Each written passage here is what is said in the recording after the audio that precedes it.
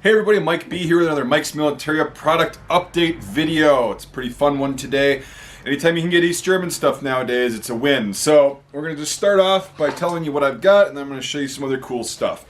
So I ended up getting these. Last time I actually was able to get these in stock, they sold out in like 2 days, and I had quite a few of them.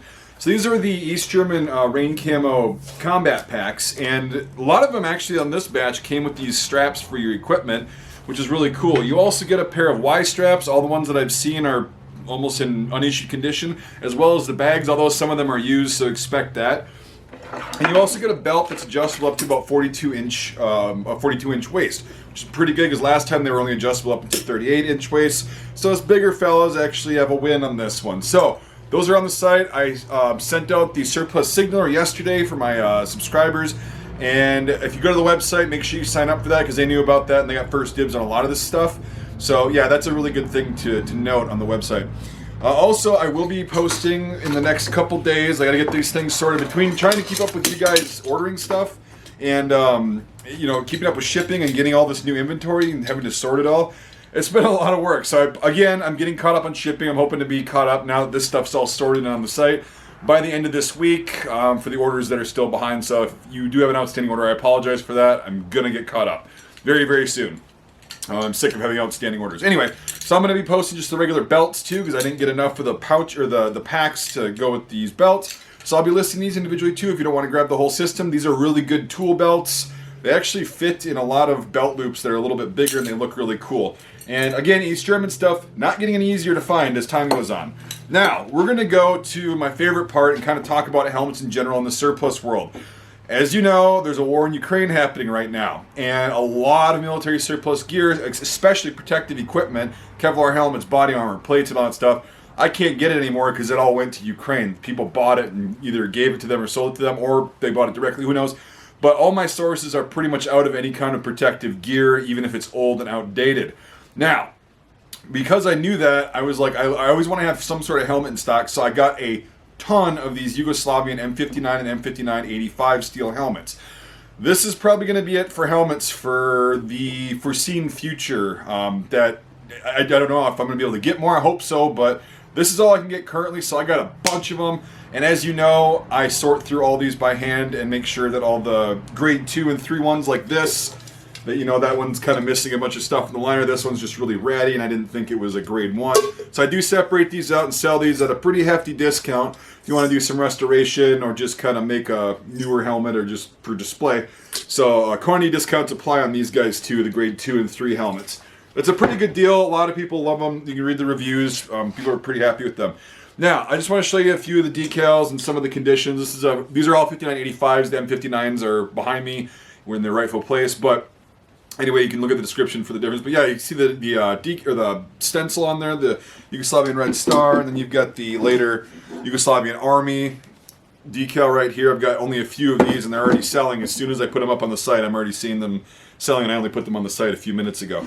So, Serbian Air Force, this is a fun one. If you want to get all the decals, you want to catch them all, you got the ones with no decals as well. These are discounted, but they're also a really good deal. A lot of them in the wars in the 90s and today don't have decals on them of any kind, and it's very common. So these are available at a little bit of a less price if you want an example, but you don't really care if there's a decal or not. Now, also in the future, I will be getting a bunch of these one-of-a-kind helmets because I do like these, and there's people that ask me for one-of-a-kind things, like if they've got graffiti on them or if they're unique all the time, and so I started pulling them out of these batches. I used to just sell them, but people have been asking for them. So this one is dated 91. It's got some writing on it. I don't know what that says. If you can read Cyrillic or you're from one of the former Yugoslavian states, let me know what this says. I know 91 is the date, so this is probably worn by somebody when the Yugoslavian army went to Croatia in 91. Could have been. Anyway, this is going to be a one-of-a-kind item.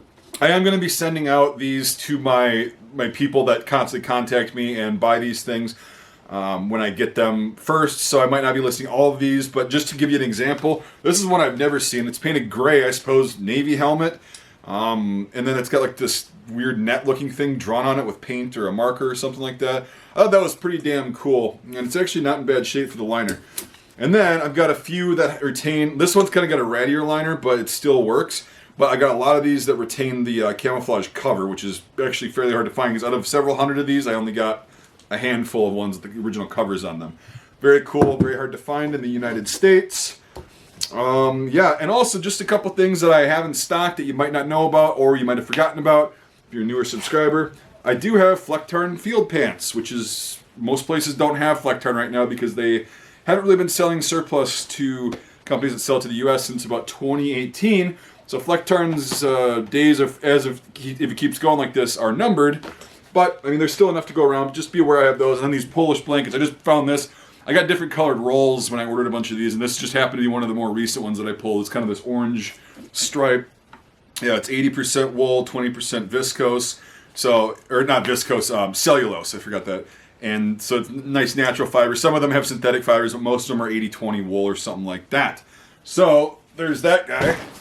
And yeah, I've still got a few of those left. I'm planning on getting more, but again, those are also, my suppliers are running really low on military surplus stuff in general. So it's going to be fun trying to keep up with the game, but there's still stuff coming in, just not a lot of protective things. But the cool things like those blankets, some of these helmets, some more East German stuff, hats and whatever, I'll still be doing that.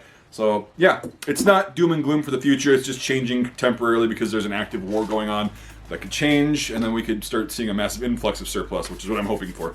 And I want the war to be over in general anyway. So, anyway, I also have those Bulgarian wool overcoats that I forgot to grab for this video, so let me go grab one of those really quick. Alright, sorry about that. I'm scatterbrained and always forget something. Yeah, these guys have been selling very well, so these are on there. It's really hard to find really nice wool overcoats anymore. They're really getting hard to find and very expensive. These are still affordable.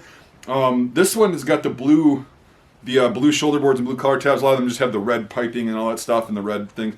Anyway, I've got mainly size like extra small to medium, which I believe this is, and they're selling pretty quickly, and I don't know how long I'm going to be able to get those either because these are pretty old. Bulgarian. They're kind of rough wool, but it's kind of neat. I do have some other wool overcoats coming in the future, but they're probably not going to be here for a while, but stay tuned for that. So, thank you so much for watching, everybody, and we'll see you on the next Mike's Militaria product update video.